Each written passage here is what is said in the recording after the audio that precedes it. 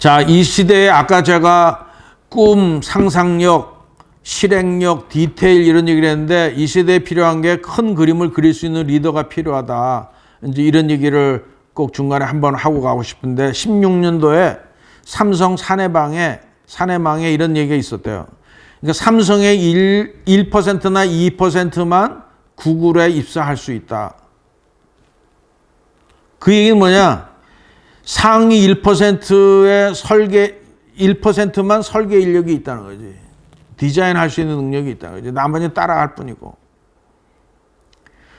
그러니까 머스크라는 사람은 어떤 사람이냐? 하드웨어든 소프트웨어든 자기가 설계할 수 있고 그걸 또 자금을 투입해서 실행에 옮길 수 있는 그런 아주 능력을 갖추고 있다. 이제 그러니까 이제 리더라는 거를 우리가 한번 어떤 리더냐?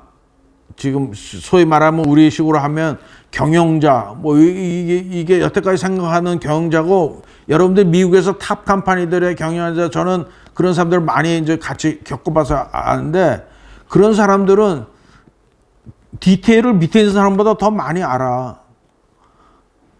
예를 들면 스티브 잡스, 지금 뭐 예를 들면 마이크로소프트 회장, 저 인도 친구 다 그래요 지금. 베조스. 자기가 하고 있는 업에 대해서 누구보다도 가장 많이 아는 사람이야. 자기가 모르면서 우리나라 재벌 시스템이 그래서 어려운 점이야. 이게 재벌 후계의 문제도 있지만 그 사람이 과연 자기가 하는 업에 대해서 외국에 있는 그런 지금 만약 탑 10에 있는 회사들 마냥 그 업령에 대해서 그만큼 디테일을 알고 있냐 하는 거에서 굉장히 의구심이 드는 거죠. 지금 우리가 베조스도 그렇고 스티브 잡스에서도 이미 봤고 다 그렇잖아요. 지금 예를 들면 그게 참 불안하게 만드는 요소다 이런 생각이 들고요. 여기 보면 애플하고 비슷하게 테슬라는 수탁 생산으로 가져간다는 거죠. 지금 예를 들면 설계, 개발, 제조 이런 것들을 원스톱으로 할 수 있는 수탁 회사를 찾아서 이제 한다는 거고요. 그게 지금 중국에 있고 예를 들면 오스트리아에 있고 뭐 이렇게 있어요.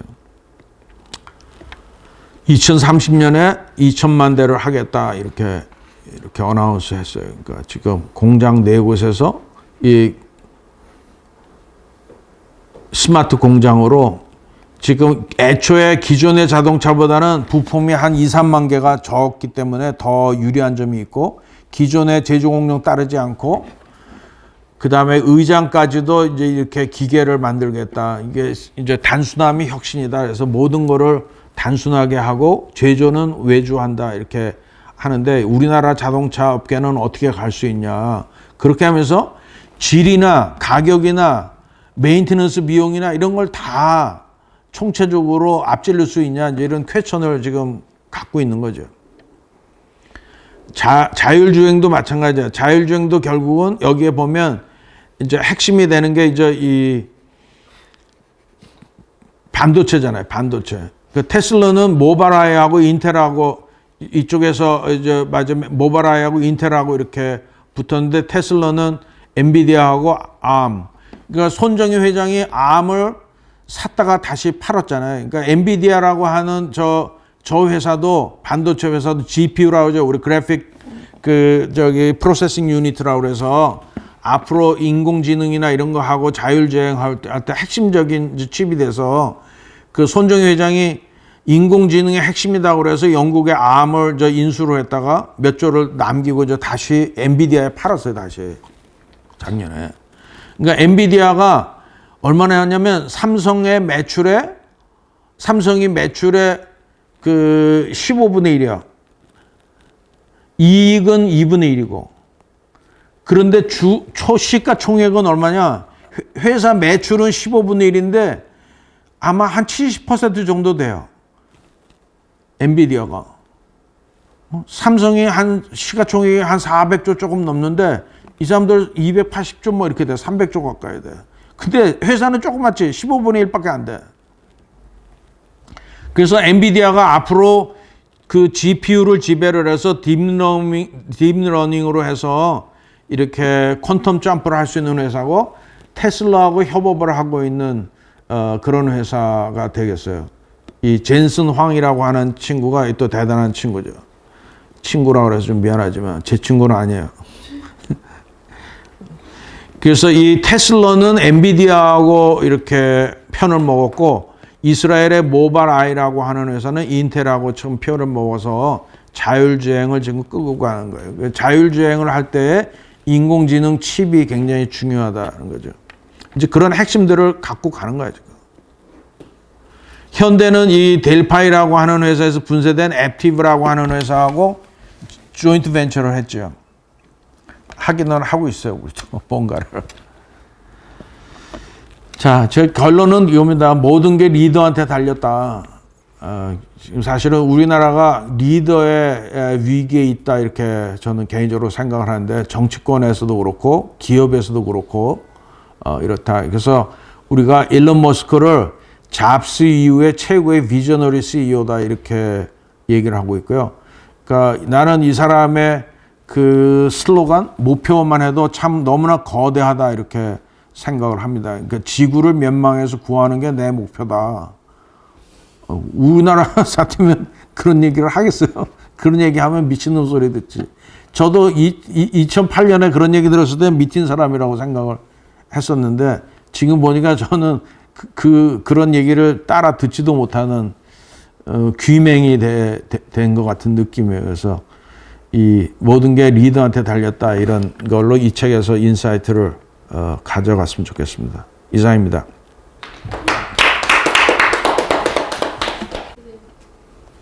질문 하시면 돼요. 그래. 오늘 그 2021년 책 속의 행복 그 독서 유튜브의 첫 강의거든요. 아, 예. 잘 들었습니다. 오늘 강의 그런 것 중에 가장 인상적인 거는 기업의 가치를 그 장부 가치로 평가하는 그 구시대적인 사고에서 탈피를 해서 기업의 가치를 그 미래 가치로 평가해야 된다. 이거는 아주 100% 공감이 가는 좋은 키워드인데 이게 단순 기업의 가치 평가에서만 그런 게 아니라 모든 사람의 가치라든지 그것도 역시 그런 거 아닌가. 이 사람이 과거에 무엇을 해먹었느냐보다 미래에서 어떤 일을 해낼 수 있는 사람이냐 이런 거를 좀 평가할 수 있는 그런 눈을 가져야만 기업도 올바른 오너를 가질 수 있고 국가도 올바른 리더를 가질 수 있겠다 이런 생각이 듭니다. 그래서 미래 가치를 볼 수 있는 눈 이거는 자칫하면 이제 주관적 가치가 되는데 그것을 우선이라도 장부에 현실화한 그런 무슨 제도적 방법은 없을까? 조금 좀 구시대적인 얘기긴 하지만 사실 대우가 구조조정하면서 대우 그룹 전체가 다 망했는데 그 당시에 대우 인터내셔널이라는 기업은 어떻게 보면 이제 무역 중개상 비슷한 회사였는데 그 김우중 회장의 그 해안에 의해서 엄청나게 많은 나라에다 자원을 투자해놨다. 그렇죠. 뭐 버마에도 투자하고 뭐 여러 데 투자해놨는데 기업이 망해서 그걸 포스코가 인수한 후에 그 인터내셔널이 없어진 거죠. 그때 그 투자한 자원 투자 때문에 엄청난 경제적 이득을 본 그 시점에서 미래 가치를 평가만 할 수 있었다면 그 회사가 그렇게 형편없는 적자인 회사로 공중분해 될 필요가 없었던 그런 건 아니었던가 이런 생각도 들고요. 그래서 그렇죠. 요 미래 가치 요거를 그냥 하나의 이론상의 그 주장으로 해서 어떤 사람은 알아듣고 어떤 사람은 대부분의 사람은 못 알아듣는 그런 수준에 머물게 하지 말고 이거를 좀 객관화하는 또는 시스템화하는 뭐 이런 방법은 없을까 이런 거를 그렇게까지는 없지만 기본적으로 이제 결국 전문가들한테 믿어야 되죠. 예를 들면 의견을. 예를 들면 회사를 인수한다 그럴 때 예를 들면 외국에 있는 어떤 회사를 인수한다. 그러면 사실은 그거를 평가를 하잖아요. 예를 들면 그 장부로 평가하는 게 아니거든요. 그 회사 인수할 때 장부도 하나의 팩터지만 장부 외적인 팩트를 어떻게 반영하냐.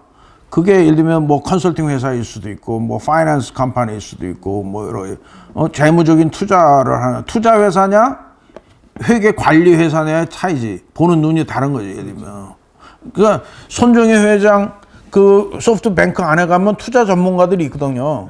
그 투자 전문가들이 그냥 뭐 감으로 하는 게 아니에요. 그 사람들 나름대로 다 뭐 이렇게 해서 하는데 그게 기존의 회계 시스템, 파이낸스 이 어카운팅 시스템하고는 다른 거지. 어카운팅은 팔고 뭐 원가가 얼마고 이렇게 하는 거하고 여기에 시스템이 없는 건 아니야. 근데 시스템을 요번에 저기 원자력에서 하는 것 마냥 그 시스템을 엉터리로 맞으면 조작을 해서 하냐.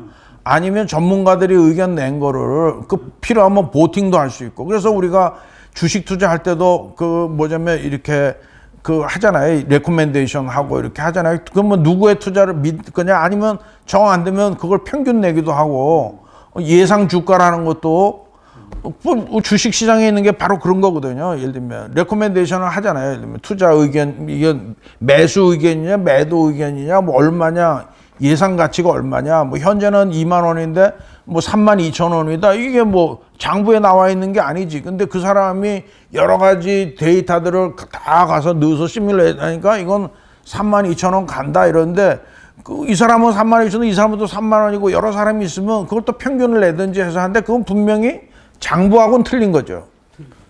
장부하고는 틀린 거야. 그러니까 전혀 시스템이 없는 건 아니야. 근데 우리가 그거를 이제 조작한다든가 뭐 이렇게 하면은 이제 안 되는 거고 그것들을 그리고 그런 차이는 있지만 그거를 뭐 시스템이 전혀 없는 건 아니고 그리고 우리가 뭐 예를 들면 아까 손정혜 회장 자꾸 얘기하는데 투자할 때 그 팀들이 그런 전문 팀들이 있어서 회사를 어디 인수할 때 얼마를 인수한다 그거는 장부하고는 전혀 상관없는 거거든요. 그거는 그리고 그거를 나중에 하면은 지금은 형편없는 회사 같지만 이거를 잘 키우면 얼마로 클 수 있다 이런 예상까지도 들어가고 거기엔 뭐 전략도 들어가고 시장 조사도 들어가고 그러니까 여기에 지금 한국에도 저는 상당히 안타깝게 생각하는 게 부서진 것 같은 망한 것 같은 회사가 막 있는데 외국의 펀드들이 들어와서 그걸 소위 말하면 마사지를 싹 해갖고 또 2배 팔아고 이렇게 하잖아요. 그러니까 그 사람들은 이미 2배 팔 수 있는 그런 사실은 어널리시스 하는 거를 믿을 수 있는 시스템이 걔들은 갖춰져 있는 거야. 우리는 그걸 안 믿고 예를 들면 뭐 정부기관이나 정치권이나 또는 검찰이나 가면 네가 그 뭔데 그거를 그렇게 평가하냐 뭐 이렇게 가는 거잖아요. 기본적으로 그런 시스템이라는 걸 안 믿고 예를 들면 하다못해 무디스나 뭐 피치나 이런 S&P 이런 객관적인 그 신용평가 회사들만이라도 그 장부값이 아닌 미래가치라는 하나의 항목을 만들어서 거기에 좀 이렇게 의견을 달아주고 회계 가치가 아니면 그 기업마다 다 그런 평가들은 나름대로 다 붙어 있죠. 다 의견들은 다 붙어 있죠. 기본적으로. 근데 이제 그게 얼만큼 더 내부를 잘 알고 이렇게 하느냐는 또 별개의 얘기지. 그러니까 내부에 그걸 알려면 이제 그 회사의 전략이나 뭐 이런 거 디테일을 많이 알아야 되는데.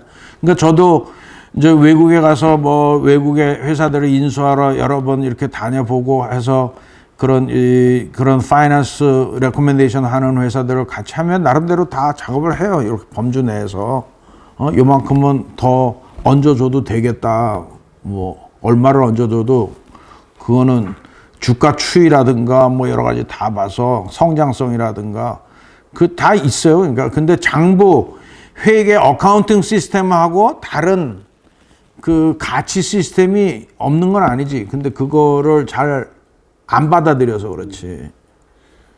그리고 이거 조금 좀 뭐 사소한 얘기일 수도 있지만 강의하신 분은 지금 KT의 사장으로도 계셨고 했는데 KT라는 이런 그 당시 거대 공기업인데 이 기업이 이렇게 이것도 역시 어떻게 보면 전화기 IT 산업하고 밀접한 회사인데도 불구하고 불과 몇 년 사이에 10위권 밖으로도 밀려난 그 이유가 뭡니까?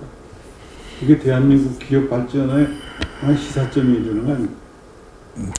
꼭 그렇지는 않고요. 여러 가지가 섞여 있어요. 통신회사는 국내에서만 어려운 게 아니라 전 세계적으로 다 어렵거든요. 기본적으로 통신 분야라는 게. 그리고 이제 그게 어떻게 보면 경쟁의 문제도 있고 또는 투자가 너무 빠르게 투자 속도가 회수 속도보다 너무 빠른 우리나라는 특히 더 빨라요. 뭐 3G, 5G 뭐 저는 제가 통신 분야에 있으면서도 투자를 너무 빨리 할 필요 없다 하는 축에 들어가는 사람인데 회장님 만약 쓰지도 않는 사람들도 많은데 뭐 그 투자를 계속 하냐 이거지. 그러니까 투자 속도가 회수 속도보다 빠른 것도 있고 왜 기술 발전이 자꾸 되고 소비 또 하나는 영역의 문제도 있어요. 옛날에는 이 통신이라는 거에 근처에 있는 모든 파일을 통신회사가 다 가졌는데 지금은 구글이니 뭐 넷플릭스니 이렇게 통신이라는 운동장을 만드는 사람이 따로 있고 그 위에서 돈 버는 사람은 따로 있어. 그게 이제 저기 OTT라고 그래서 요새 저기 뭐 문제가 많이 되는 건데 구글 같은 것도 그런가 그 옛날 같으면 당연히 통신회사가 다 이렇게 가져갈 파인데 그 영역을 그 마지막에 공짜로 올라탔다고 표현하는데 이제 그런 게 많고 특히 외국보다 더 한 거는 우리나라가 그 통신이라고 하는 거를 너무 그 뭐라 그러지 가치를 인정하지 않는 그런 풍토가 있어요. 정치인부터도 정치 분야에서도 그렇고 필요할 때는 통신 하면서 이 회사가 충분히 뭔가를 할 수 있도록 놔두질 않아요. 그러니까 뭐 정치권에서 말 한마디 하면 요금 깎으라고 그러고 뭐 하라고 그러고 그 기업에다 대고 그렇게 아주 자주 그렇게 압박을 해서 제가 거기서 있을 때도 예를 들면 그 몇 번의 그런 조치에 의하면 1년에 몇 조가 그냥 날아가 버려요. 그냥 그런 압박에 의해서 정부의 지나친 개입이 뭐 그런 것도 있죠. 수도 있다. 그런 부분들이 뭐 그런 것도 일부 있고 여러 가지 복합돼 있어요. 반려적인 사람들이 자꾸 사장이 되고 CEO가 되면서 점점 경직 뭐 그러면서 변화를 못하고 그 여러 가지 있어요. 하여튼 그 전략의 지속성, 전략이라는 게 꾸준하게 이렇게 쭉 해서 그 실행이 되도록 이렇게 해야 되는데 그런 지속성이 국가적으로도 문제인데 사실은 그 전략의 지속성이라고 하는 것도 문제가 있고 또 전략이 옳은 전략이냐 이런 것도 문제가 있고 그 하여튼 복잡합니다. 그건. 아유, 예. 고맙습니다.